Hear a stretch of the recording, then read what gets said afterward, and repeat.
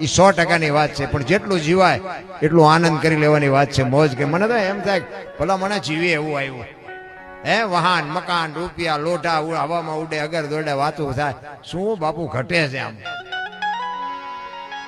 તમે જુઓ આવા મકાન આપણા ગઈઢાય ભાડ્યા હતા. વરસાદ થાય તો આખા ઘરના બકડિયા લઈને રખડતા હોય, દંદુડિયું થતી હોય, એટલે હું ચારે એમાં આપણને મોટા કર્યા. બોલો અત્યારે તમે જોવો તો વાહ વાહ વાહ વાહ, આમ તમે જો જળો મળો થાય, આમ એડિયાને દીવા કરી કરીને મરી ગયા. અરે જીવે એવું આવ્યું છે ભલા મને તો એમ તો કાયલ મરી જાય, જેટલું જીવાય એટલું મોજ કરો, કાંઈ વાતમાં છે જ નહીં. પાછી કોઈ વ્યવસ્થા નથી, ગમે એટલું ભેગું કર્યું હોય તો આઠાના ભેગા લઈ જાય એવી વ્યવસ્થા નથી. શું લેવા લોહી ઉકાળા કરવા દો? હિલોળા કરો ને, વાપરો ને, મોજ કરો ને, સારા ઠેકાણે આવા અબોલ જીવને આપો, મોજ કરો.